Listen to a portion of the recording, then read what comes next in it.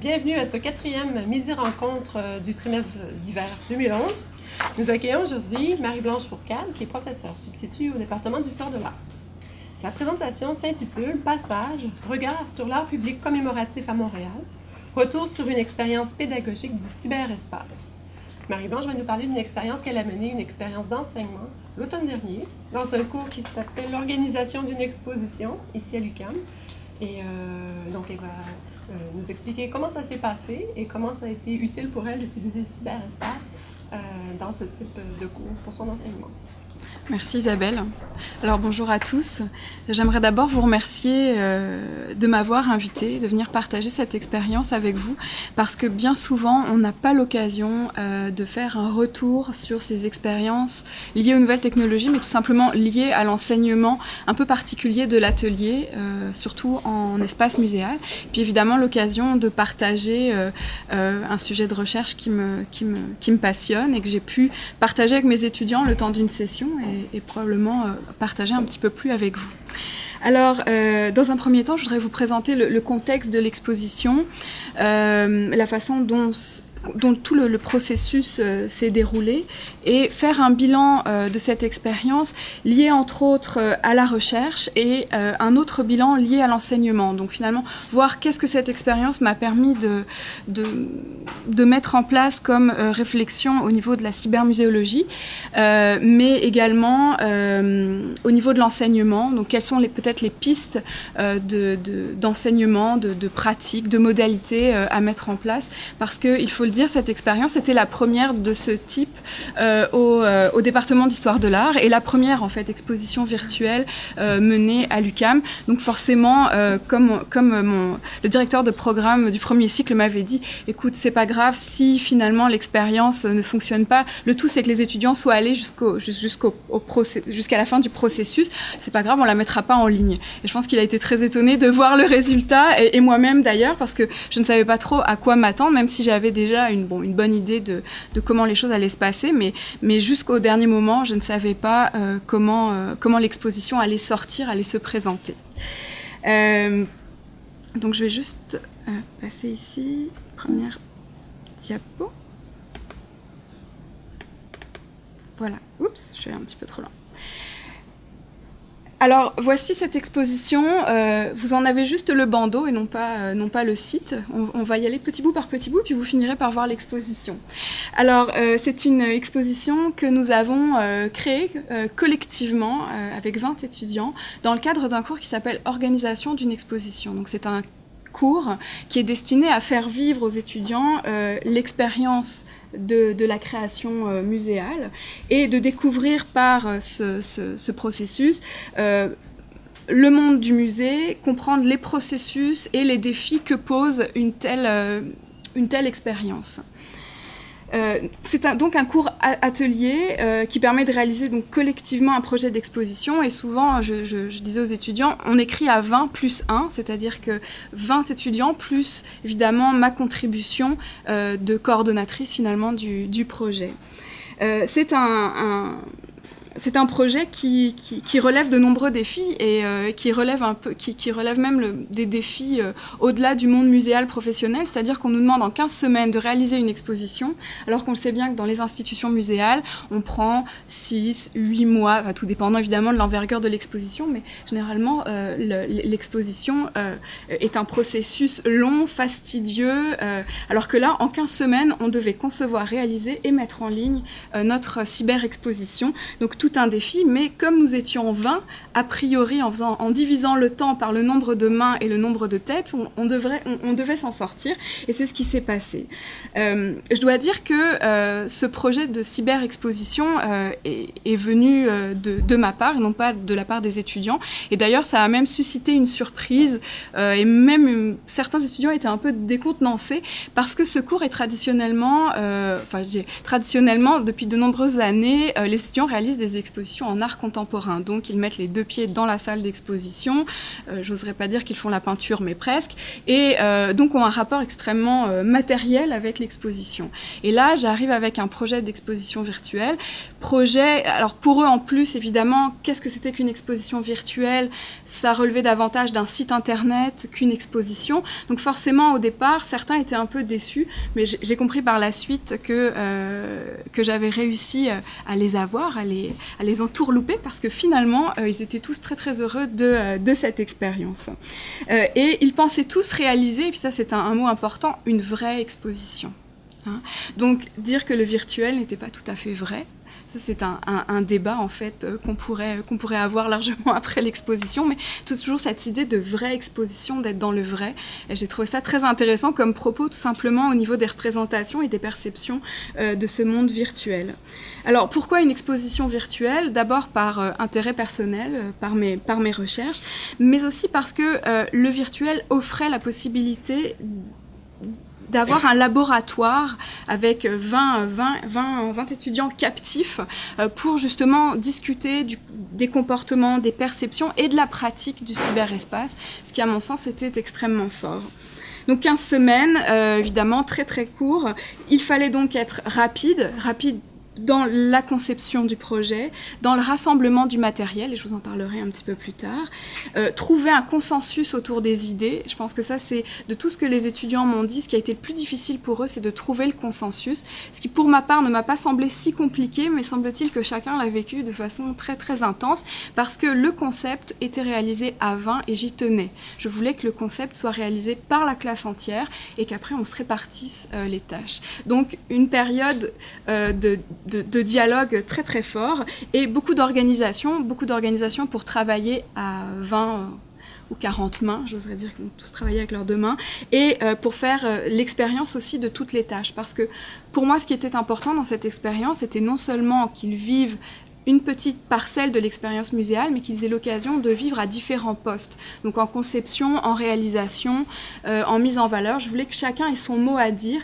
Évidemment, c'était un peu ambitieux de ma part, parce que finalement, dans une exposition traditionnelle, on se répartit les tâches de façon beaucoup plus franche, alors que là, je voulais vraiment qu'ils aient cette expérience double ou triple dans différents postes.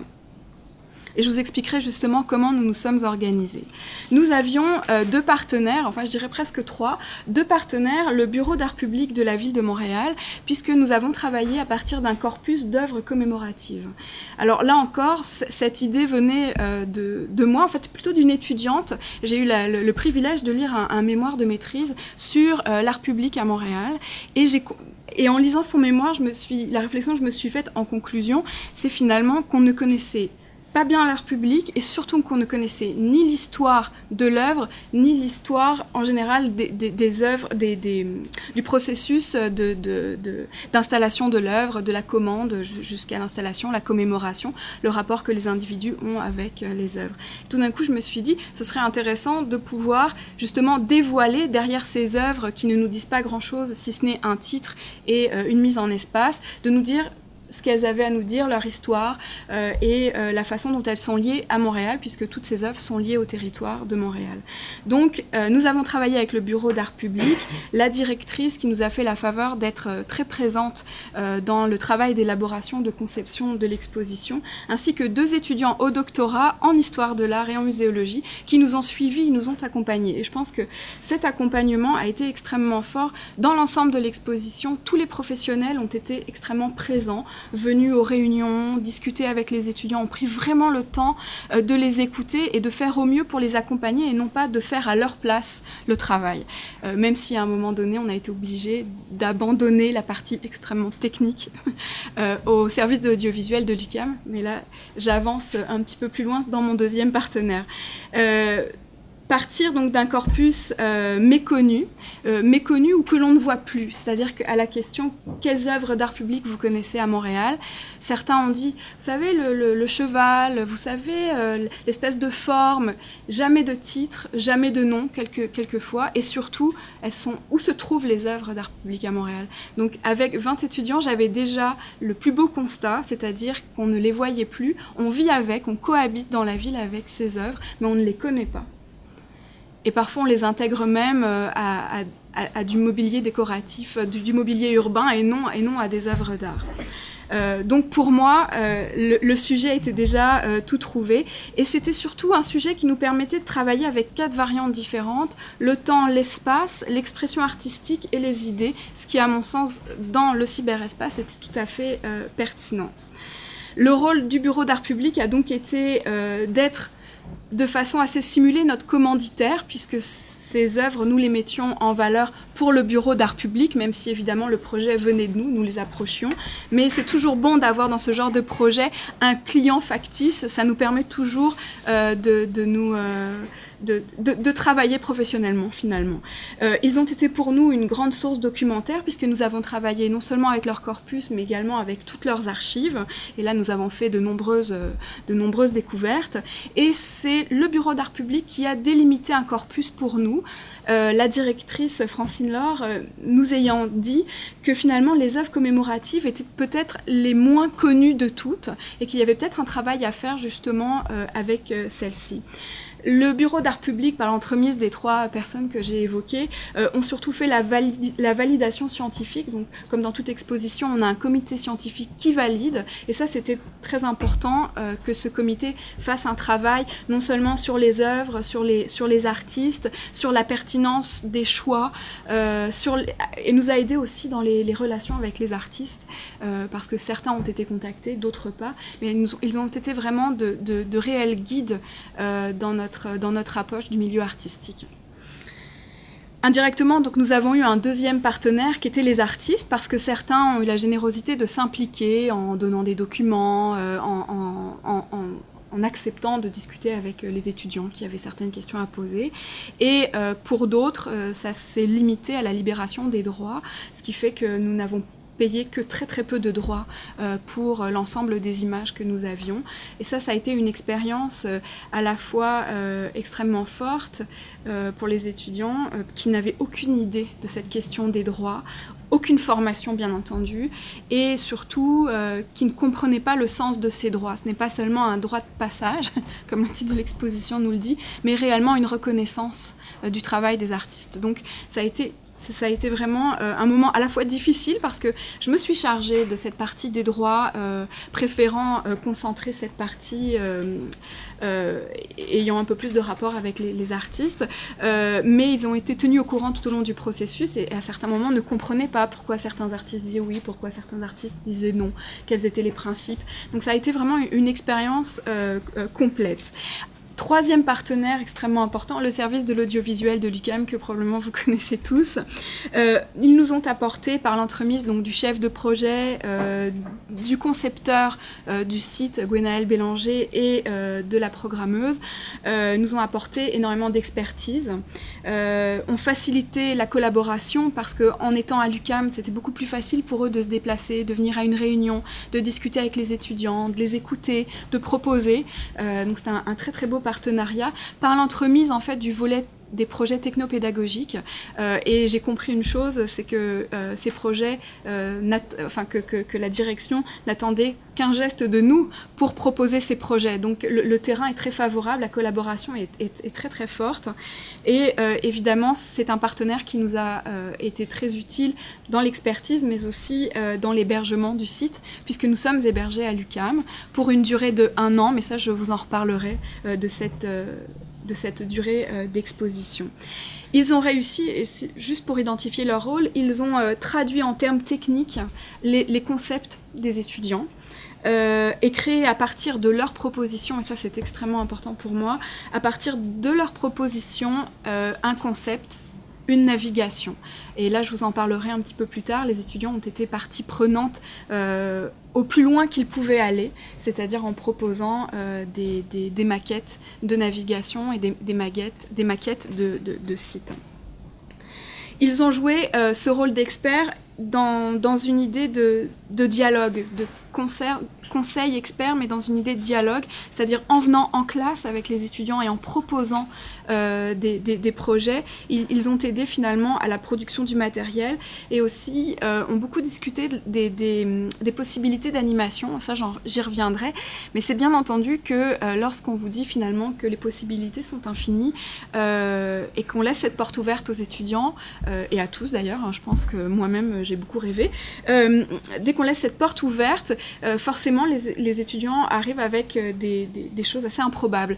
Et le travail du service d'audiovisuel a été de dire voilà quelle est votre réalité, notre temps, notre budget, nos possibilités, et on va essayer de trouver ensemble les meilleures façons ou même les dérivatifs pour obtenir l'effet que vous souhaitez avoir, comme par exemple la question du mouvement. On ne pouvait pas forcément faire bouger des objets, mais par contre on pouvait avoir des vidéos qui allaient faire bouger les objets. Donc on a trouvé des moyens finalement de compenser le problème technique et budgétaire que nous avions, parce que nous avions déjà un beau budget, mais dès lors que l'on rentre dans la conception, il aurait fallu avoir le triple, le quadruple, le quintuple pour que les étudiants puissent réaliser le projet dont ils avaient envie. Mais ça fait aussi partie de la réalisation, de faire le deuil aussi d'un certain nombre de stratégies de médiation qu'on ne peut pas utiliser.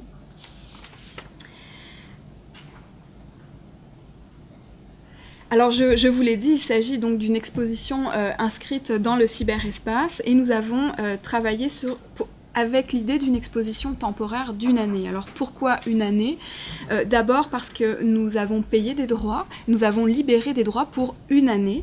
Et autre point qui me semblait très important, peut-être une folie théorique, mais je trouvais qu'une exposition temporaire devait rester temporaire, et avec le cyberespace, on a toujours l'impression qu'on peut poster quelque chose et le laisser dériver jusqu'à sa belle mort. À partir du moment où les étudiants ne pouvaient plus intervenir dessus, puisque le cours se terminait, je voulais que l'exposition soit prête, qu'elle soit lancée pour une année, mais qu'on soit aussi capable de la mettre à l'interne par la suite, parce que l'idée n'est pas non plus de la détruire, mais tout simplement de la retirer du public, puisque l'objectif était de faire une exposition d'une année. Alors là, c'est aussi une attitude muséale par rapport au cyberespace, de dire, voilà, on a un cadre et il faut aussi savoir le respecter, même si évidemment c'est toujours facile de laisser quelque chose sur le web, mais ce que je trouve encore pire évidemment, et j'imagine que je partage ça avec vous tous, c'est de voir que rien n'est mis à jour. Donc je trouve que ça dévalorise encore plus l'exposition de voir qu'il n'y a plus rien de mis à jour, plutôt que de lui donner un temps, une durée de vie, et qu'on s'arrête là. Pourquoi pas un jour qu'elle soit reprise ? Certains professeurs me disaient, avec le mini-répertoire que vous avez, vous pourriez l'utiliser en classe, sur Moodle, ou trouver un moyen de la maintenir à l'interne, comme pendant toute la période où nous avons construit cette exposition, où elle était à l'interne. Pourquoi pas la remettre à l'interne ? Mais si on voulait la rendre publique une nouvelle fois, il faudrait refaire cette démarche de droit, et malheureusement, nous n'avons pas le budget pour ça. Alors, nous avons travaillé à partir d'un corpus de 20 œuvres, 20 étudiants. L'idée était finalement que chaque étudiant soit responsable d'une œuvre. Et là encore, dans ma perspective pédagogique, je voulais que chacun ait différents niveaux de responsabilité. Donc, une responsabilité personnelle et une responsabilité collective. Donc chacun est responsable de son œuvre. Et évidemment, il y a des implications d'évaluation. Pour moi, c'était plus facile d'évaluer un dossier d'œuvre, un dossier de recherche, et après d'autres points dans l'exposition. Et pour moi, c'était important qu'il fasse ce travail de recherche, d'exploration. Et d'ailleurs, je dois dire pour la petite histoire, c'est que chaque étudiant parlait de son œuvre. Et ça, c'était important pour moi. Ça voulait dire que les étudiants s'étaient appropriés jusqu'au bout leur travail. Ils parlaient de leur zone, de leur exposition et de leur œuvre. Donc c'était un très beau moyen de les impliquer. Autre moyen de les impliquer, puisque j'avais déjà mis un cadre extrêmement précis au projet, j'avais choisi nos partenaires, le bureau d'art public avait choisi le corpus. Je tenais à ce que les étudiants aient quand même une petite marge de liberté, et je leur ai demandé tout simplement de choisir leur coup de cœur. Là aussi, il y a eu beaucoup de négociations sur certaines œuvres que les étudiants aimaient beaucoup. Mais je me suis rendu compte que dans une classe, on arrivait quand même à avoir des sensibilités très, très différentes. Vous pourrez le voir dans le choix des œuvres qui ont été choisies. Et ce que je trouve magique et quasiment alchimique, je crois que ça fait partie des expositions aussi, c'est que toutes ces œuvres se sont liées les unes aux autres et que des zones sont apparues malgré le fait que le choix avait été purement arbitraire et je souhaitais vraiment qu'ils choisissent leur coup de cœur. Donc c'est une exposition de coup de cœur mais qui a trouvé du sens et chaque objet a trouvé du sens, chaque œuvre a trouvé du sens dans l'exposition. Et le travail a donc été de partir du corpus pour créer des liens. Et comme vous le savez, dans les expositions, on peut partir de la thématique et trouver des objets, mais là, l'idée était de partir du corpus pour créer des liens. Alors, avant d'évoquer la structure de l'exposition, puisque nous allons naviguer un petit peu ensemble, je voulais évoquer notre processus de conception. En parallèle du choix du corpus, donc de ces fameux coups de cœur, je leur ai demandé de travailler à l'analyse de l'offre. Finalement, qu'est-ce qui était mis en valeur sur le web, mise en valeur évidemment des œuvres d'art public, et donc ça c'était pour le corpus de l'art public, et également dans les expositions virtuelles en général, et notamment celles qui ont été le plus visitées, je dois le dire, sont celles du Musée virtuel du Canada, qui s'approchaient le plus probablement dans le niveau d'élaboration, dans la fantaisie qu'on pouvait faire. On était à peu près dans la même zone de confort, disons, et de comparaison. Donc, en ce qui concerne la collection, les étudiants ont pointé du doigt un certain nombre de problèmes. Par rapport à la collection, d'abord une mauvaise visibilité des œuvres. Parce que le répertoire du Bureau d'art public permet d'avoir des photos qui font à peu près la taille d'une photo d'identité. Donc il faut imaginer pour des installations assez importantes, on ne voyait rien. Les autres photos viennent de blogs, de visiteurs, de touristes finalement qui prennent certaines œuvres en photo. Donc certaines sont toujours prises en photo, d'autres ne sont jamais prises en photo. Donc mauvaise visibilité, peu d'accès aux informations, parce que ce ne sont pas les 3 petites lignes qu'il y a dans le répertoire, et ce n'est pas forcément une critique à l'encontre du travail du Bureau d'art public, mais c'est bien évident que ce n'est pas suffisant pour connaître une œuvre. Donc peu d'accès aux informations, assez factuelles, des informations concernant les inaugurations des œuvres, mais à part ça, pas grand-chose. Et enfin, surtout, pas d'histoire. Donc on ne connaît pas l'histoire de ces œuvres. Par rapport au site en général, plusieurs éléments sont ressortis. L'idée que dans la majorité des expositions ou des sites à teneur culturelle, on ne se retrouvait pas. Pas de lisibilité, pas de repères, trop d'informations. Et il y avait vraiment un ordre à mettre dans l'exposition. Donc on a travaillé à partir de leur réflexion pour voir comment nous pouvions transférer ces problèmes vers des solutions. Je leur ai demandé donc d'évaluer les besoins vis-à-vis de la collection, du public qui allait visiter cette exposition et enfin des stratégies de médiation que nous allions pouvoir mettre en place. Et pour l'exercice, j'aimerais bien vous évoquer les objectifs que les étudiants ont formulés en classe, que mes collaborateurs ont formulés en classe. Donc cet objectif, un objectif général qui était de faire découvrir l'art public et ses artistes, de sensibiliser le public à ses œuvres et enfin de susciter par l'entremise de cette exposition, un sentiment d'appartenance à l'égard de ces œuvres. 6 objectifs particuliers. Envers la collection, c'était de la rendre plus accessible, de dynamiser la présentation qui était relativement statique. Envers le public, de développer un intérêt et tout simplement une sensibilité à l'art public et de donner aux visiteurs des pistes de lecture.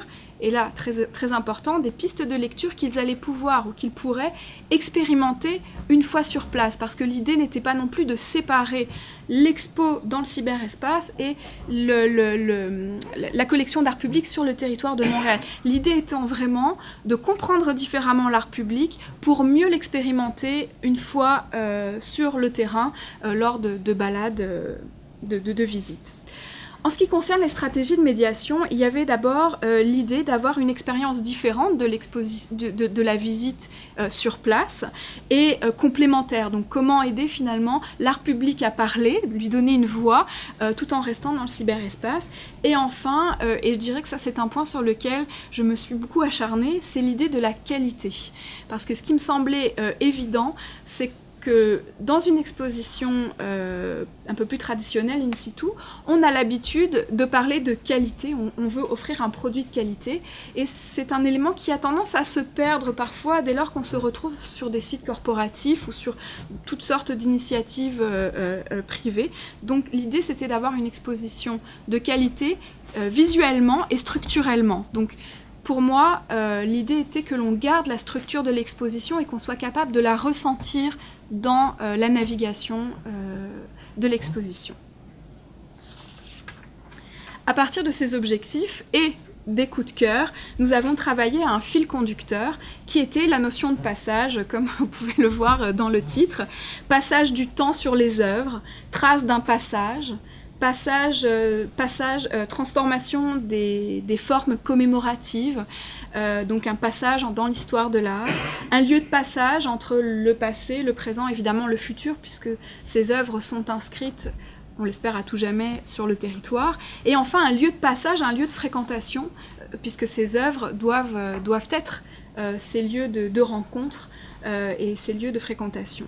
Nous avons travaillé à partir de ce fil conducteur à des thématiques, vie de l'œuvre, vie de l'artiste, question des cultures, des multicultures, du dialogue entre l'œuvre et son milieu, de l'évolution donc des formes de commémoration, la question de l'histoire, de l'imaginaire montréalais.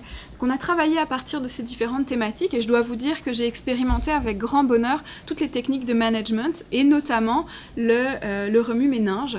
Et donc nous avons vécu avec des panneaux de post-it pendant toute une session et ça a été extrêmement inspirant donc, de travailler à partir de ces idées de couleurs. À partir de ces thématiques, nous avons travaillé à une scénographie. Par scénographie, il y a deux éléments à retenir. Le parcours, en 3 zones que je vais vous présenter. Un parcours dans Montréal, à partir d'une carte. Et des outils de mise en valeur, bien entendu, qui vont permettre cette navigation, ce parcours. Alors, nous avons travaillé avec, évidemment, images, vidéos, son, texte. Et bien entendu, la question de l'interactivité est revenue à plusieurs reprises, et ça, je vous en parlerai un petit peu plus tard. L'idée était, bien entendu, de combler les manques, donc d'avoir de bonnes vues sur les œuvres, de différents côtés. Ça a été une des marottes de certains étudiants. On voulait vraiment voir les œuvres sous tous ces angles, d'avoir la possibilité de voir l'œuvre en mouvement, vie de l'œuvre, donc vraiment au sens clair, au sens vidéo du terme, des artefacts qui dévoilent autrement l'œuvre, parce que derrière chaque œuvre, il y a des maquettes, il y a des documents, il y a des textes, des intentions, donc tout ce que l'on pouvait sortir sur les œuvres, justement, était bon à prendre pour mieux connaître l'œuvre. Différents niveaux d'information, donc une hiérarchie d'information entre l'histoire, l'artiste, la description. Donc là aussi, on a essayé de catégoriser ces informations, ces textes. De nombreux repères. Donc une structure, vous allez voir, une structure qui se répète pour que le visiteur, finalement, puisse, d'une œuvre à l'autre, trouver des repères, se sentir confortable, et en même temps des repères qui nous permettaient de toujours retourner à la source. Ça aussi, ça a été un élément très important.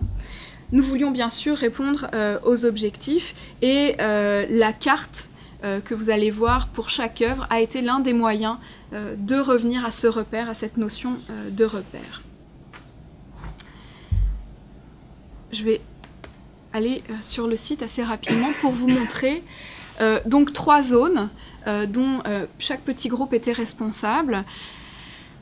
De l'histoire à l'art, donc c'était évidemment de montrer comment on passait à la commémoration, donc de l'événement, du personnage à l'œuvre. Donc je vais vous montrer, je vais aller dans chaque zone. Donc chaque équipe avait finalement à travailler sur un texte d'introduction, et dans chaque équipe, chacun était responsable de son œuvre. Je vais vous en montrer quelques-unes. Bien entendu, une très connue, et d'ailleurs, je vais vous montrer la description, la structure de la page, et je vais vous montrer justement comment on en est arrivé à cette œuvre par les tam-tams. Vous voyez, donc par des faits partagés par tous. Donc dans chaque fiche, dans chaque univers d'œuvre, il y avait bien entendu une description et une fiche technique qui faisait office de cartel. Parce que, là aussi très important, j'ai tenu tout le long du travail à utiliser du vocabulaire muséal. Histoire de l'œuvre, et toujours en lien avec une photo de l'œuvre différente. Histoire de l'œuvre, donc de sa commande ou du concours jusqu'à son installation, parfois à sa contestation ou à sa transformation, à son déplacement. La personne commémorée ou l'événement commémoré.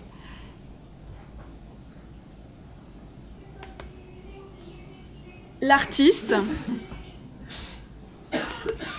Et là, un élément très important pour l'équipe, ça a été d'avoir une section vue de l'œuvre. Nous pouvions voir finalement l'œuvre sous toutes ses coutures, si on peut parler de couture, et une zone artefact. Alors certaines photos pouvaient être des artefacts, mais les vues n'étaient pas des artefacts, c'était des vues. Et les artefacts rassemblaient des plans, des maquettes qui alimentaient l'histoire et la compréhension de l'œuvre. Dans le cas du monument à Sir Georges-Étienne Cartier, il y avait une élévation. Les photos de la restauration. On n'a jamais l'habitude de voir l'œuvre d'aussi près. Et une petite performance pour montrer l'œuvre en mouvement, même si pour le coup on ne la voit pas, sauf que tout le monde sait que les dimanches tam-tam sont au pied de l'œuvre.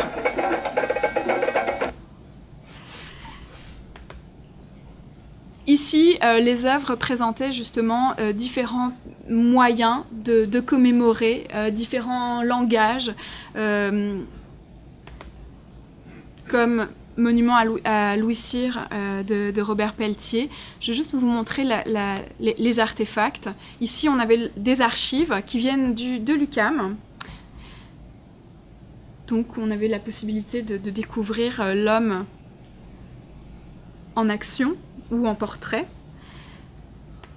Une intervention anonyme. Et je trouve que là, les étudiants ont vraiment bien choisi leurs artefacts. Ils ont aussi voulu décaler le côté un peu institutionnel des œuvres. Et ici, nous avons un vox pop. Deux étudiants sont partis. Nous sommes présentement dans le quartier Saint-Henri à Montréal, où est érigé le monument à l'honneur de Louis Cyr. Nous voulions savoir ce que les gens du quartier pensaient du monument et du personnage, donc nous sommes allés les rencontrer sur place. Évidemment, j'ai pas le temps, je vous laisserai l'écouter. Mais alors, voilà un moyen de donner de la vie en fait à l'œuvre. Alors, deux intervenants, ils en ont choisi deux intervenants venaient raconter ce qu'ils savaient de Louis Cyr. Et évidemment, il y avait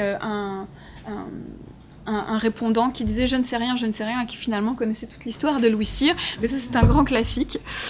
Donc voilà, chaque œuvre a été documentée différemment. Et je vous en montre une dernière, parce que dans cette équipe, il y avait un étudiant en cinéma. Et pour évoquer la vie de l'œuvre, et vous verrez donc l'investissement des étudiants à certains moments, il est allé s'installer près de l'œuvre et la filmer en continu.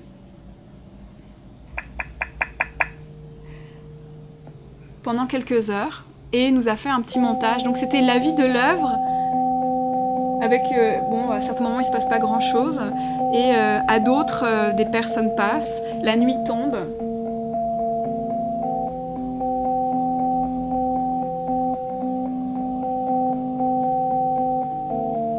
Évidemment, vu en tout petit...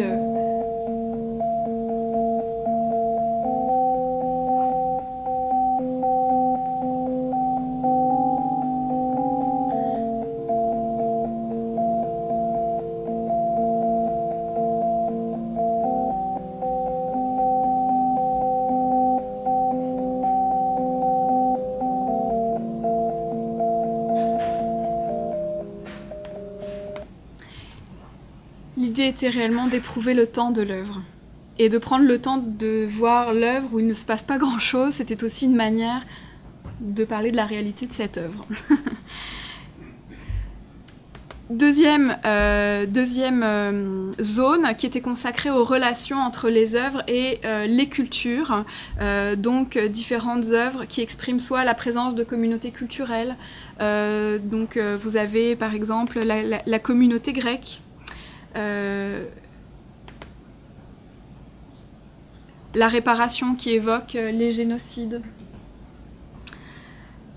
Donc différents événements qui évoquent des personnages, des communautés comme Dalet, qui célèbre la communauté libanaise.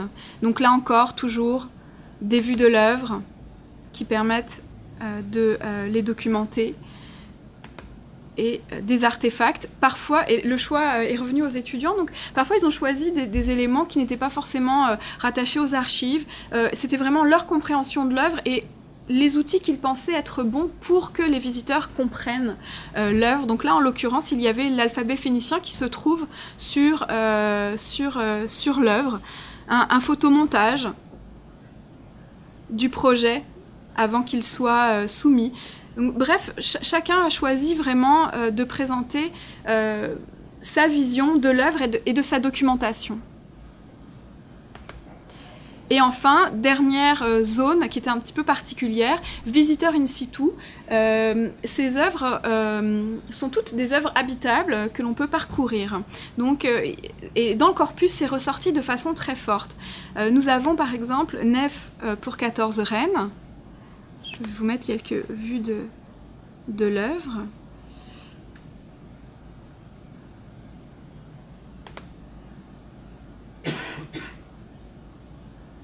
Voilà, comme celle-ci. Je vais un petit peu vite, mais malheureusement, on pourrait passer des heures.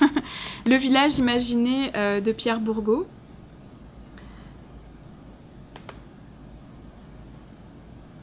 Donc des œuvres qui se retrouvent dans des parcs un petit peu éloignés du centre-ville et donc que l'on ne peut connaître simplement, que l'on connaît simplement parce qu'on vit à côté ou parce qu'on a l'occasion de passer devant, mais sinon ce sont des œuvres que l'on ne fréquente pas. Donc 3 zones, et pour vous montrer la question du repère que j'évoquais tout à l'heure, je vais essayer de remonter l'écran un petit peu plus. On pouvait toujours revenir aux œuvres, peu importe où l'on se trouve, on peut toujours revenir aux autres œuvres de la section.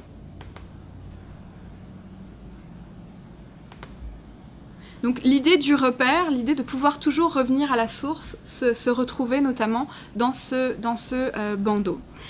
Il y avait en plus, et ça c'était une demande des étudiants, un petit lexique. Chaque étudiant a évoqué un mot ou deux qui lui semblait difficile et que là encore il voulait partager avec les visiteurs du site pour découvrir parfois des matériaux, parfois des concepts. L'idée était vraiment de laisser encore la place aux étudiants dans ce qu'ils avaient à dire. Nous avons travaillé donc collectivement au concept de l'exposition, horizontalement par comité d'experts. Il y avait un comité d'experts conservateurs, production multimédia, production image que l'on dissociait, rédaction des textes et communication, le service des communications, parce que nous avions décidé évidemment de célébrer l'événement et surtout de le dire à tous. Donc un petit comité s'est regroupé en fin de parcours pour travailler sur ces questions. Et quand je dis comité d'experts, c'est que ces experts n'étaient pas responsables de rédiger l'ensemble des textes pour leur équipe, mais bien de vérifier, de s'assurer auprès de moi que le travail avait été fait et que donc les délais étaient bien remplis. Donc, un travail horizontal par comité d'experts. Les conservateurs sont allés aux archives, ont pu voir les maquettes, ont pu travailler avec les gens du bureau d'art public. Ceux de la production multimédia ont travaillé de concert avec les concepteurs graphiques pour aller le plus loin possible dans le design. Et c'est vrai que les concepteurs ont été très généreux parce qu'ils ont vraiment absorbé les idées et ont tenté le mieux possible de répondre aux attentes, aux concepts, aux idées de ces producteurs multimédia. Donc chacun a travaillé avec les professionnels associés. Les rédacteurs de textes ont travaillé avec la réviseure qui a fait un travail parce que à partir du moment où on se retrouvait sur Internet, la coquille était encore moins passable que dans un petit événement. Donc il y a eu un travail de texte extrêmement important et extrêmement lourd, je dois dire, parce qu'il a fallu uniformiser les styles, corriger les fautes, les coquilles, mais bien entendu la syntaxe, la grammaire. Donc il y a eu un énorme travail de ce côté-là. Donc ils ont travaillé collectivement, horizontalement et verticalement, par zone, hein, par équipe, où chacun était responsable de son œuvre, mais l'équipe était responsable de ses œuvres. Alors, quand un étudiant a abandonné le cours à mi-parcours, il a fallu que son équipe reprenne en charge l'œuvre. Et c'était ça aussi le pacte entre eux. D'ailleurs, au début de la session, je leur ai demandé de bien se regarder les uns les autres, parce qu'ils allaient être captifs jusqu'à la fin de la session. À moins qu'il y ait un problème grave, je souhaitais qu'ils prennent leurs décisions et qu'ils restent ensemble parce que les uns dépendaient des autres et que chacun était un maillon de la production. Donc ça a été là aussi, et bien évidemment, quand un étudiant a abandonné le cours, il a fallu que l'équipe reprenne en charge sa partie. Ils ont travaillé ensemble à une proposition de parcours, donc chaque équipe a travaillé, c'était aussi un moyen de les faire travailler ensemble, parce que collectivement, à un moment donné, ça devient difficile. Donc chaque équipe a fait une proposition de parcours, une proposition de design, de structure, de navigation et un texte collectif, un texte de zone, d'introduction à leur zone. Pour tout ce qui traite du contenu, nous n'avons eu aucun problème, si ce n'est quelques rectifications à certains moments sur les informations, grâce notamment au Bureau d'art public. Par contre, pour tout ce qui traite de l'interactivité, ça a été une toute autre question pour deux variables que, là encore, vous connaissez tous, qui se nomment temps et budget. Alors, bien entendu, certains souhaitaient qu'il y ait de la sollicitation, des capteurs de position. Évidemment, ça, c'était le rêve pour tous, qu'on puisse manipuler des images, qu'on puisse avoir des procédés d'immersion. Mais évidemment, tout cela n'était absolument pas dans notre budget. Donc, il a fallu trouver des moyens non seulement de faire le deuil de toutes ces choses qu'on ne pouvait pas faire, mais également de trouver des alternatives. Donc, évidemment, la navigation à choix multiples, ça ne posait aucun problème, puisqu'il y avait différents parcours proposés. Donc, plutôt que de manipuler les images grâce à notre curseur, on a fait des vidéos qui mettaient en mouvement l'œuvre d'une certaine façon. Donc on a essayé justement de trouver des subterfuges de ce côté-là. Je vais juste regarder l'heure, parce que je parle beaucoup. Alors, quelques points qui m'ont mené donc, de cette expérience, quelques points bilan. D'abord, de la méthode, concernant la méthode... Attendez, je vais revenir à mon PowerPoint.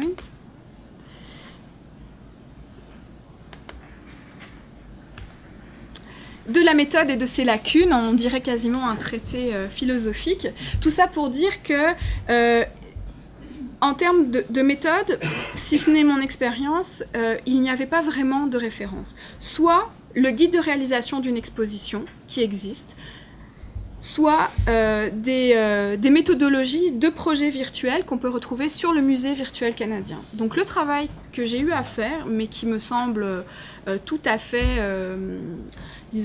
qui a été fait vraiment pour cette équipe, pour cette exposition et que j'aimerais vraiment développer, c'est évidemment de créer, de faire une traduction muséale et de faire une synthèse finalement de ces différents guides pour proposer un guide d'exposition, de cyber-exposition qui répondent à un vocabulaire, à une conception, une réalisation bien spécifique de l'exposition et qui permet aussi de mettre en valeur un certain nombre d'enjeux comme les questions des droits, donc enjeux artistiques, ou des questions de mise en espace, donc réellement des stratégies de médiation propres au cyberespace. Donc en proposant cette méthode, on aurait déjà une base pour développer d'autres projets qui pour le moment sont toujours, je dirais, un petit peu bâtards. Alors, et ça finit par poser une certaine confusion. Et d'ailleurs, j'évoque un petit peu plus loin la question de garder le cap muséal. Tout au long de la session, il a fallu que je garde le cap muséal. Donc toujours revenir à un vocabulaire muséal. On n'est pas sur un site internet, on n'est pas... oui, on navigue, mais on parcourt une exposition. Donc toujours de revenir à ces termes essentiels. Autre point qui, à mon avis, me laisse de la matière pour les 30 prochaines années de recherche. La question de la traduction, donc de la traduction à la création, cette traduction, elle revient souvent par la question « mais c'est quoi la différence entre un site internet et votre exposition ?» Et là, ça résume bien l'idée de la traduction et de la création. Donc, comment finalement réinventer un modèle qui s'approprie le langage muséal sans que ce soit un simple transfert, parce que pour le moment, c'est ce qu'on fait en grande majorité, et bien entendu, la grande perdante, ça n'est pas l'exposition in situ, mais bien celle qui se trouve ex situ. C'est-à-dire qu'à vouloir toujours transférer, on en perd toutes les spécificités et on essaye d'adapter un modèle qui ne fonctionne pas. Donc c'est vraiment de trouver un moyen de réinventer, de repenser le modèle de l'exposition dans un cyberespace. Et je prendrai différents exemples, et d'ailleurs Engelbert est là, et c'est une des questions qui se pose, lui, justement la traduction de la matérialité, et c'est tout à fait ça. Comment traduire la matérialité et comment l'éprouver dans l'exposition? Il y a des moyens de l'éprouver, et il faut essayer de faire... de pousser de ce côté-ci. La question de l'authenticité, la question de l'émotion, la question de la communication. Pour le moment, on ne les a pas résolus et bien entendu, la structure est parfaitement insatisfaisante et dans une grande immaturité en termes d'exposition virtuelle.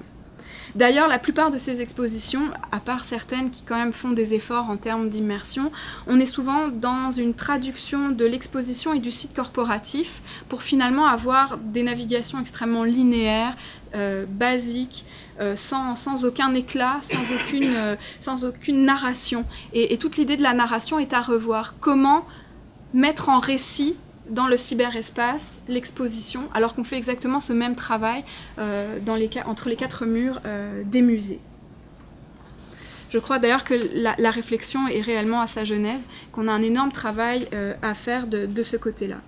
Il y a aussi pour moi le paradoxe des possibilités, c'est-à-dire à la fois tout est possible et pourtant, pour des restrictions budgétaires, pour des attentes muséales, pour des normes, finalement on se restreint à un cadre linéaire et conventionnel.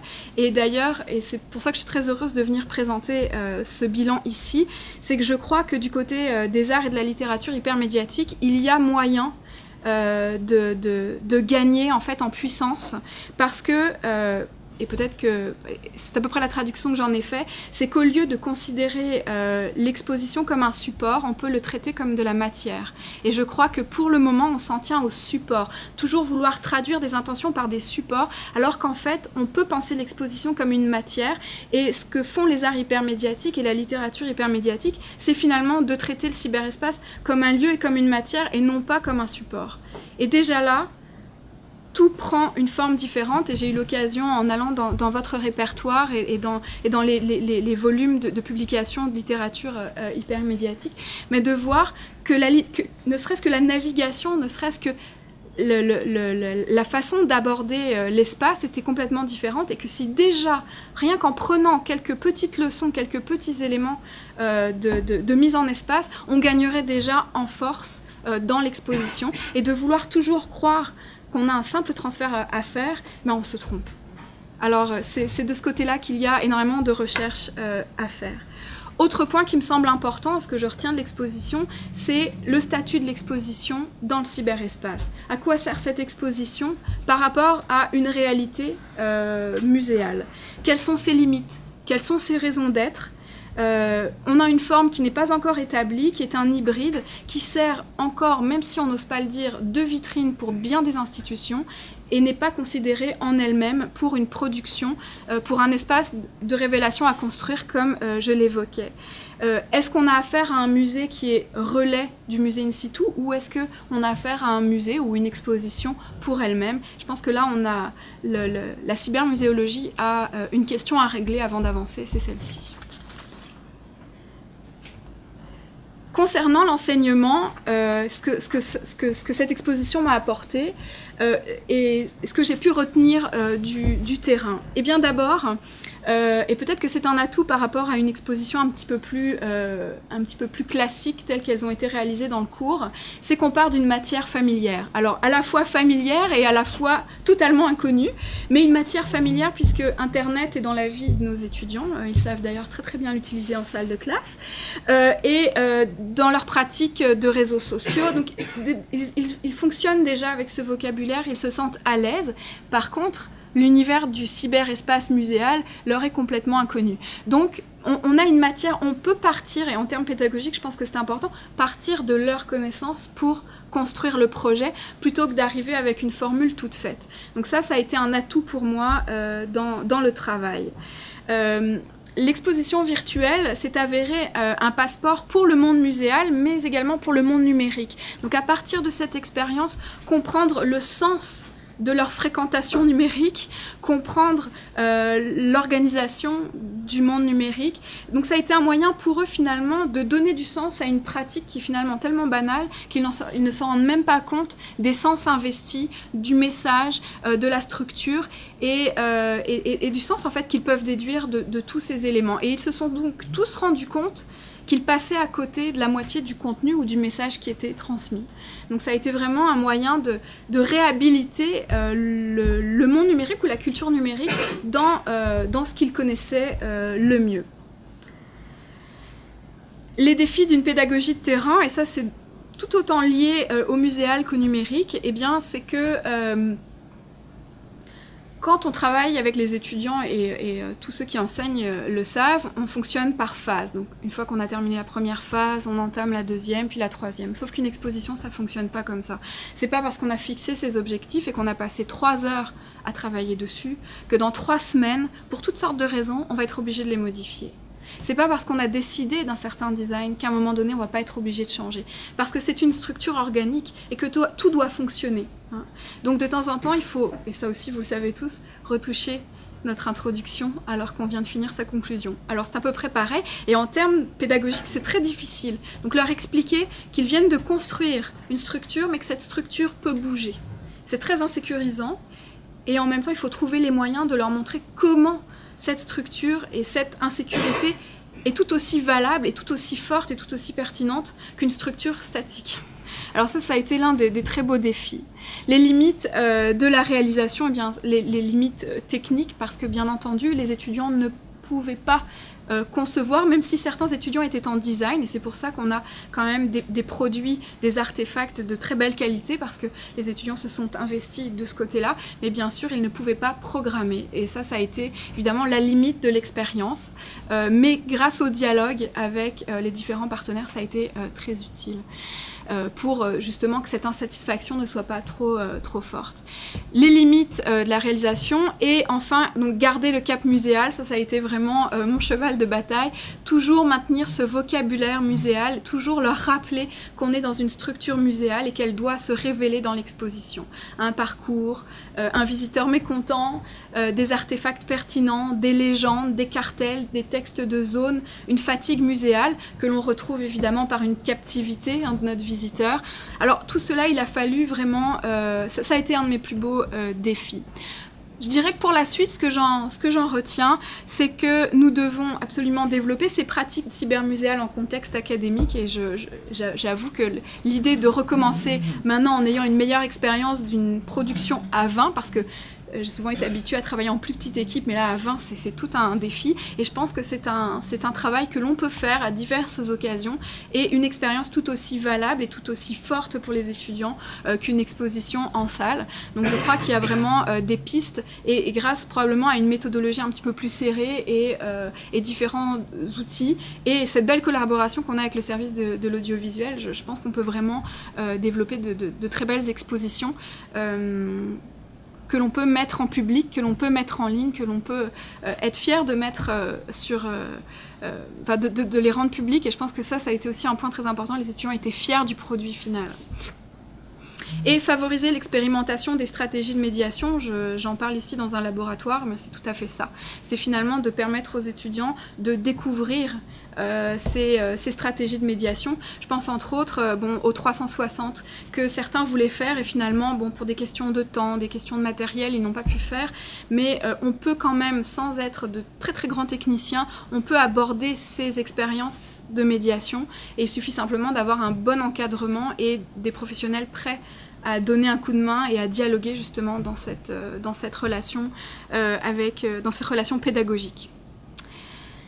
Oups, une image qui a bougé, mais c'est pas bien grave.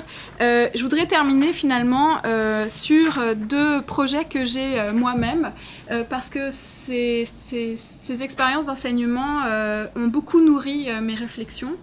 2 projets sur, d'une part, les stratégies de médiation qui me semblent encore peu exploitées, peu défrichées.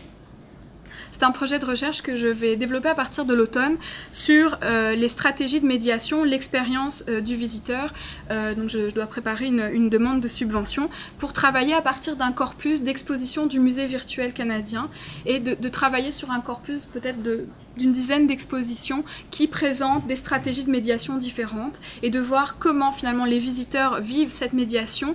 Est-ce qu'il y a une satisfaction, une insatisfaction, un confort, un inconfort? Quelles sont les intentions? Quelle est la réception? Et comment on peut dégager à partir de ce corpus des typologies de mise en valeur qui pourraient être peut-être un peu plus facile à mettre en place pour les prochaines expositions, pour nourrir, tout simplement pour mieux comprendre le musée virtuel, parce que pour le moment, ce que je constate, c'est qu'on a 2 univers. On a l'univers des concepteurs qui développent des idées et les traducteurs techniques qui vont proposer des mises en espace, mais finalement, il n'y a pas vraiment de dialogue entre les deux et je crois que les concepteurs ne réalisent pas réellement la portée de ces expérimentations. Donc il y a réellement un travail à faire pour mettre en rapport le monde muséal et le monde du cyberespace pour vraiment saisir ces pratiques et comprendre comment les améliorer, comment les ajuster, parce qu'on est dans de la qualité, dans du contrôle continu finalement,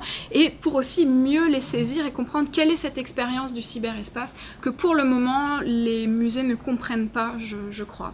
Autre projet, on n'est plus dans les stratégies de médiation, mais davantage dans les usages et le sens de la cybermuséologie. L'un de mes intérêts de recherche les plus chers concerne la relation entre musée et communauté culturelle et par l'entremise du cyberespace, parce que pour bon nombre de communautés, il est bien difficile en fait de partager, de mettre en musée leurs collections pour toutes sortes de raisons. Et l'idée est de voir comment peut-on faire de la muséologie communautaire dans le cyberespace, parce qu'il y a des pistes très intéressante. Je prends la communauté arménienne parce que c'est celle que je connais le mieux. Il y a énormément de patrimoine domestique, il y a des mémoires, des témoignages, des contes, de la musique, et il n'y a pas de place pour les mettre ni dans les grands musées, ni dans des petits musées, parce que c'est une structure trop lourde à porter. Donc l'idée est de voir comment peut-on faire de la muséologie communautaire, donc avec du web 2.0, du web 3.0, comment finalement peut-on faire de cet espace non seulement un espace de présentation et de mise en valeur, mais surtout un espace de partage pour ces communautés. Comment pourrait-elle verser et contribuer finalement à cette mise en valeur, à ce corpus patrimonial en diaspora, le cyberespace étant le meilleur espace justement quand on est en dispersion, quand on est dans la mobilité, pour présenter le patrimoine qui bouge lui aussi avec les membres de la diaspora. Donc à partir de ce projet, il y a le projet de la communauté arménienne qui évidemment demande des subventions que je n'ai pas malheureusement pour le moment, mais il y a un deuxième projet sur lequel je travaille qui lui pour le coup a des subventions. C'est un projet de collecte de mémoire sur la ville d'Arvida. Donc de voir là en l'occurrence une plus petite communauté, mais qui est aussi éloignée, qui a aussi des problèmes de dispersion au niveau des savoirs, des connaissances. Donc comment finalement les témoignages peuvent nous permettre de documenter cette ville construite en 125 jours et de voir quelles sont ces mémoires ouvrières. Donc que ce soit dans une communauté culturelle ou dans une communauté sociale, enfin dans un groupe social lié à un territoire, comment peut-on mettre en valeur ce patrimoine, là encore à travers des objets, des témoignages, des histoires, des archives. Et c'est le projet que je m'apprête à développer. En fait, je suis en train de faire la collecte des témoignages. Vous voyez, je voyage aussi un petit peu, pas en Arménie, mais là en l'occurrence à Arvida. Et je collecte ces témoignages pour que cet automne, on puisse travailler à un projet non pas d'exposition, mais de musée virtuel qui permettrait aux Arvidiens qui sont dispersés à travers le monde, eh bien, eux aussi de contribuer par leurs souvenirs, par leurs témoignages et leurs documents à cette histoire. Donc, l'espace virtuel comme un espace de stratégie, un espace de sens qui est à construire. Alors j'ai pris beaucoup de temps, mais voilà, c'est à peu près l'ensemble du bilan que j'ai pu faire de cette exposition Passage, regard sur l'art commémoratif à Montréal. Je vous remercie.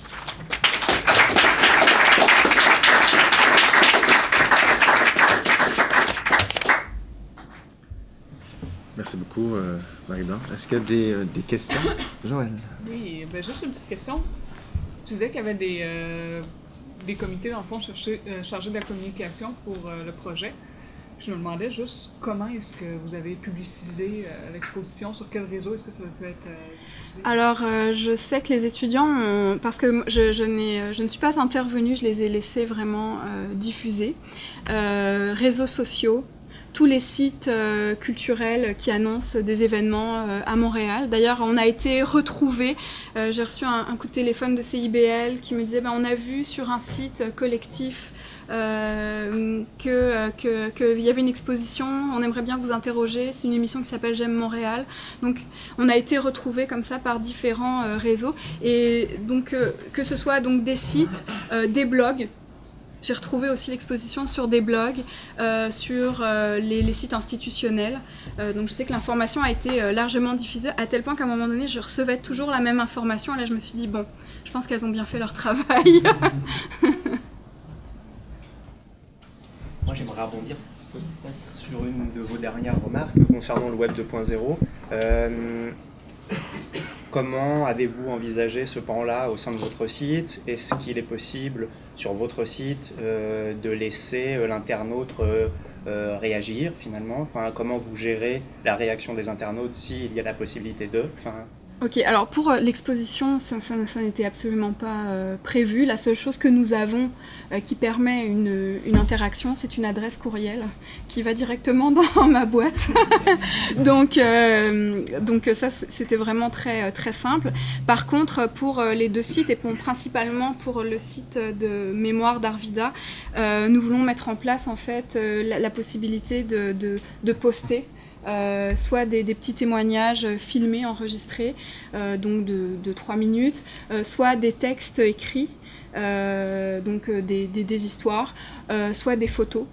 Il y a aussi la possibilité de nous contacter. Évidemment, le site n'est pas structuré, mais voilà, pour le moment où nous en sommes, l'idée est aussi de nous contacter pour que nous venions faire une collecte de témoignages. Donc il y a la possibilité de répondre de façon très simple, donc de réagir, ou alors d'être un contributeur, et là de pouvoir téléverser des documents, donc vidéos, archives, photos numérisées. Ça, c'est à mon avis ce qui va être le plus fait. Encore plus que la vidéo, parce qu'il y a toute une éducation à faire de ce côté-là. Mais je crois que tout ce qui est photo numérisée, texte, petits témoignages, ça pose aucun problème pour quand même bon nombre de contributeurs.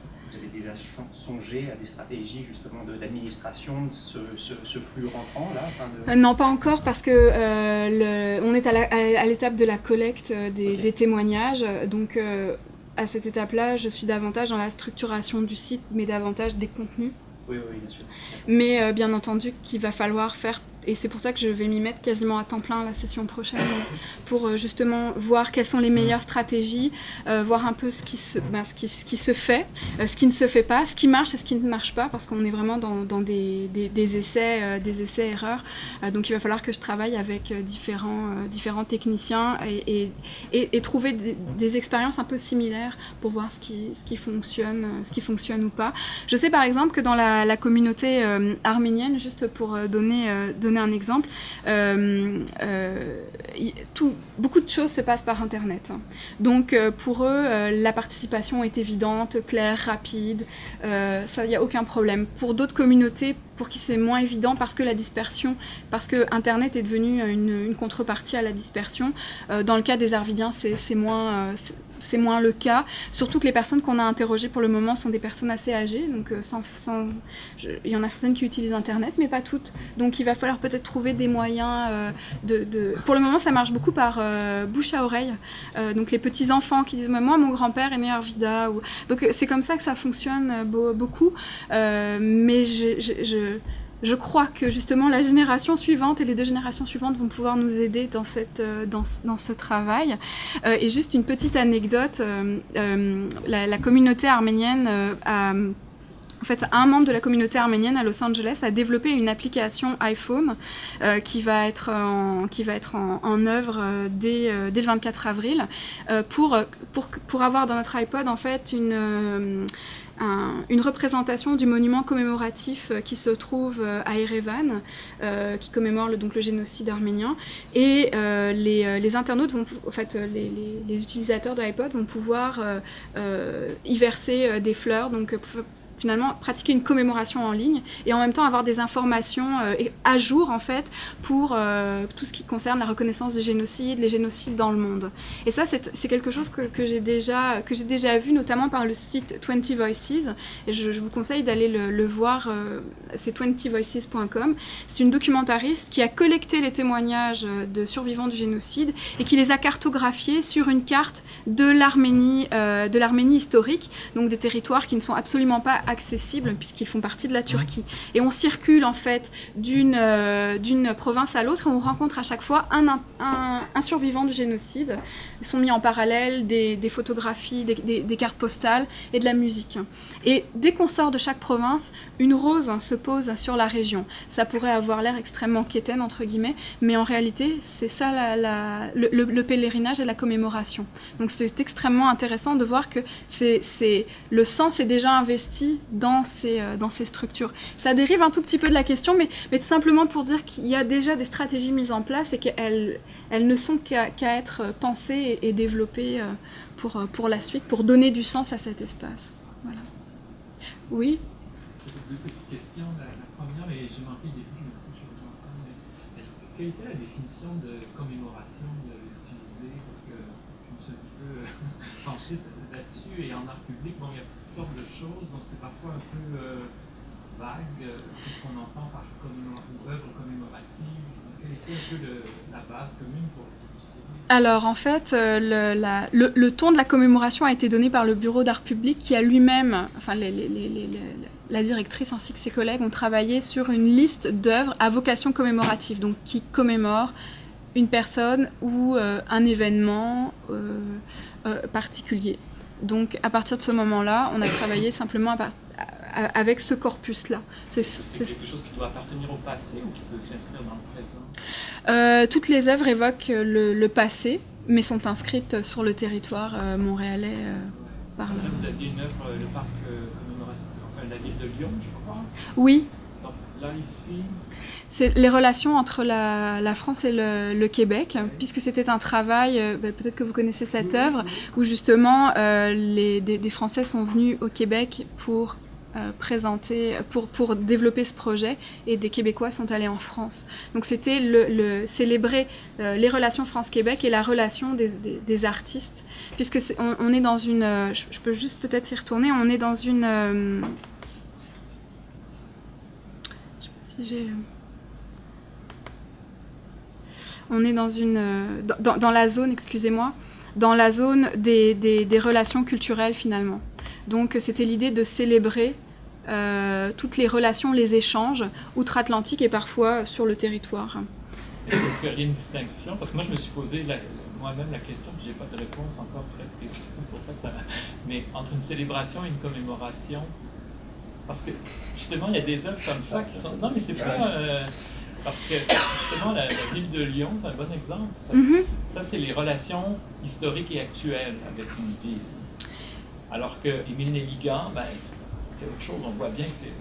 Mais je dirais, je ne veux pas non plus trop m'avancer parce que disons qu'on a travaillé sur ce corpus-là énoncé, mais je dirais une chose, c'est que la commémoration, l'œuvre est à la fois commémorative et célébrante d'une certaine façon. C'est-à-dire que la commémoration renvoie au passé, et la célébration est là justement par tout le processus de commande.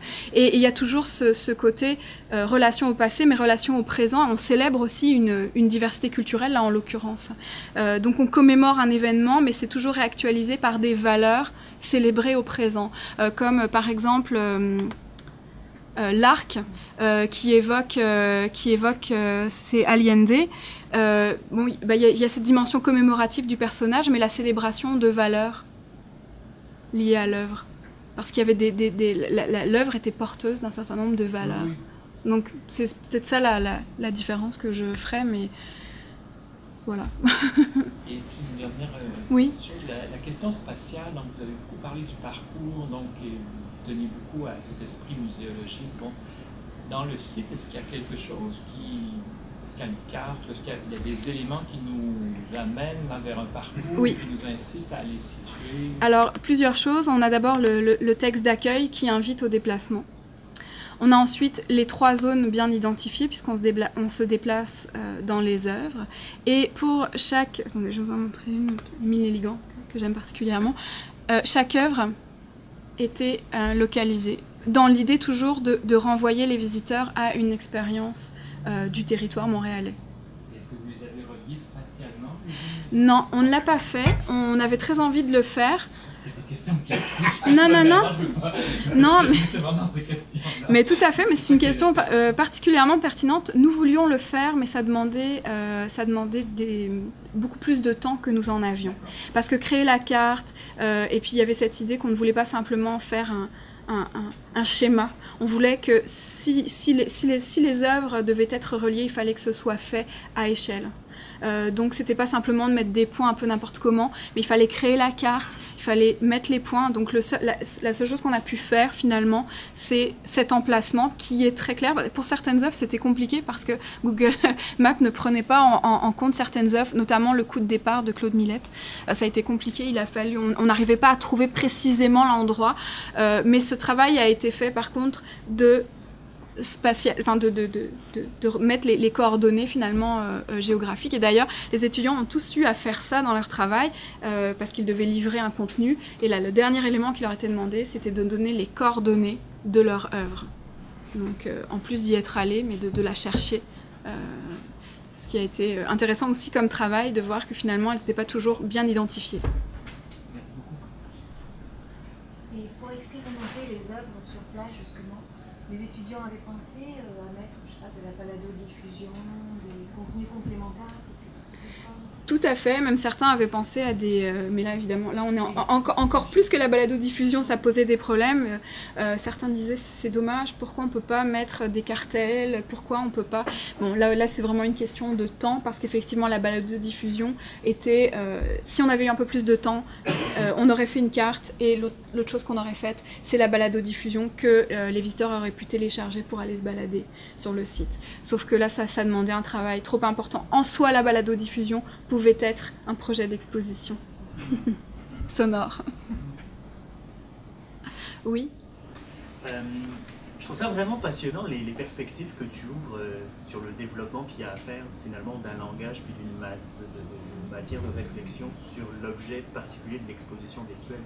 Justement, pas simplement une transcription en ligne d'exposition physique. Est-ce que tu crois pas, ou comment est-ce que tu prévois dans le projet d'Arvida justement de passer d'un corpus assez facile à limiter, puisque ce sont des objets sur lesquels la documentation est quand même d'une certaine manière limitée, contrôlable, à une exposition où finalement l'interactivité et donc le contenu final dépend aussi de l'intervention de personnes extérieures. La complexité à 20 étudiants que tu as captifs pendant une session, c'est déjà quelque chose à gérer.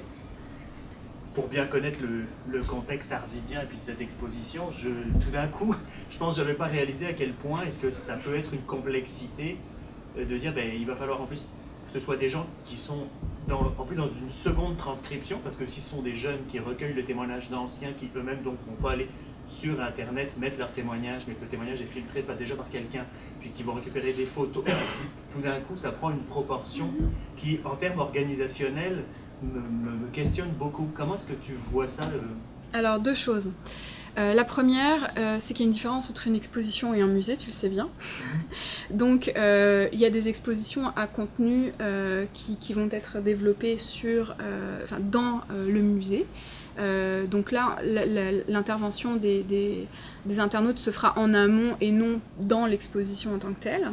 Comme on est dans un musée, on a la dimension de conservation et l'intervention des visiteurs, des internautes se fera davantage dans le travail de constitution d'une collection que dans le travail même de l'exposition. Donc déjà là, ça limite quand même un certain nombre de problèmes.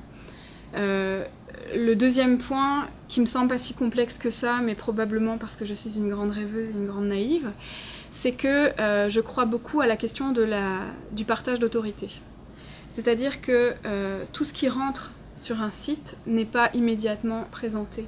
Il y a un travail à faire, parce que c'est pas parce que le musée est ouvert à tous qu'il n'y a pas un travail à faire de validation, de mise en contexte, de traitement.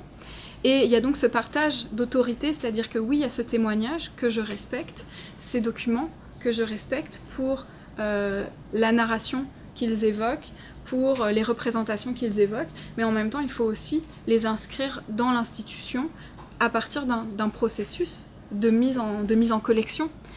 Donc je crois que de toute façon, quelque part, ça ne pose pas tant de problèmes que ça. Non, mais c'est un nouvel objet, par contre, c'est une institution virtuelle. Oui. Donc c'est encore un nouvel objet à réfléchir. Et puis Tout à fait. Et là encore, ça aussi, c'est une autre question. Est-ce que le cybermusée doit être un musée qui comporte toutes les fonctions énoncées dans la définition du musée? Est-ce qu'on en ajoute? Est-ce qu'on en enlève? Mais tout ça est à réfléchir. Mais ce que je crois important, c'est que cet espace soit un espace de partage. Et d'ailleurs, j'ai dernièrement développé l'idée de l'éco-cybermusée, donc finalement où les visiteurs deviennent des constituantes et des acteurs du musée. Mais tout ça ne veut pas dire qu'on est dans un système anarchique. Bien au contraire, tout cela se fait dans le dialogue, et c'est pour ça qu'on parle du partage d'autorité en fait.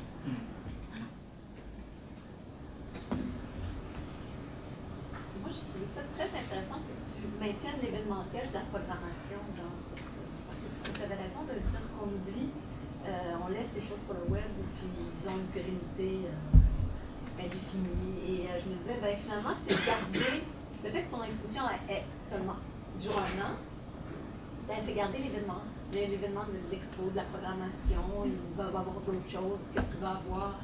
Ça, je trouvais que ça dynamisait. Puis j'avais une petite question très technique, c'est quoi votre budget? Parce que je sais que dans le budget, on va comprendre l'audiovisuel qui sont d'un partage de connaissances, et puis bon.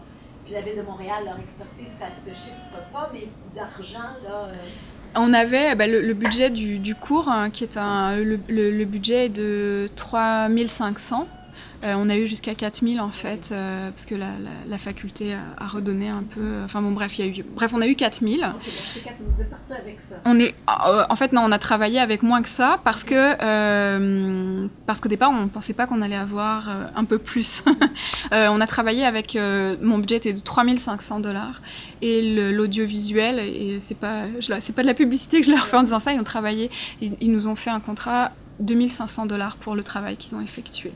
Mais l'idée était que les étudiants faisaient le plus de choses possible. Et ce que disait Jean-François, qui travaille avec nous, c'est on peut descendre un peu dans la mesure où les étudiants vont faire une partie du travail. Mais pour ça, il faut les former. Donc il faut que les métadonnées, c'est pas nous. Les formats des images, c'est pas nous. Le traitement de la vidéo, c'est pas nous. Nous, on fait la structure, la programmation, le concept, la structure, la programmation.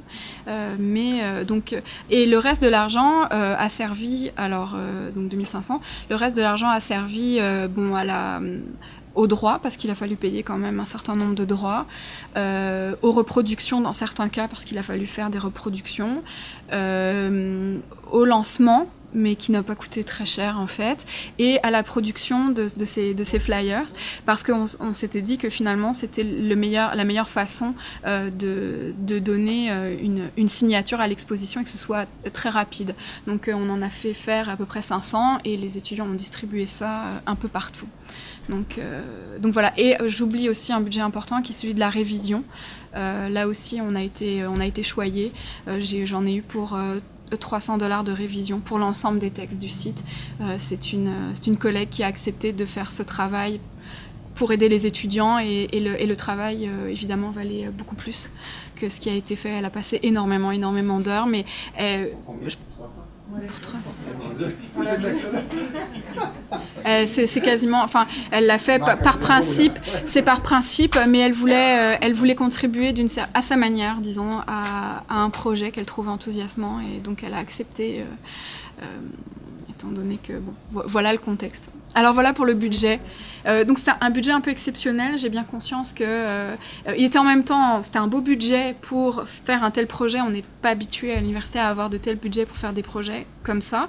Mais en même temps, c'est sûr qu'une fois qu'on rentre dans le cyberespace, il aurait fallu multiplier par un certain nombre de nombres, justement. Et c'est très impressionnant ce que vous avez réussi à faire avec 20 étudiants, un budget quand même limité. Ils en sont... quelle a été la réaction des étudiants? Ils sont tous emballés ou il y en a qui sont... Parce que là, j'imagine que ça l'a dépassé, ça risque d'avoir dépassé leurs attentes. Plusieurs choses. Je leur ai fait remplir une petite évaluation à la fin, comme je fais à chaque fin de cours, pour voir un petit peu où est-ce qu'ils se situaient. Et surtout, je leur ai demandé, et ça faisait partie de leur évaluation, parce que je trouvais ça très délicat de les évaluer sur un produit final.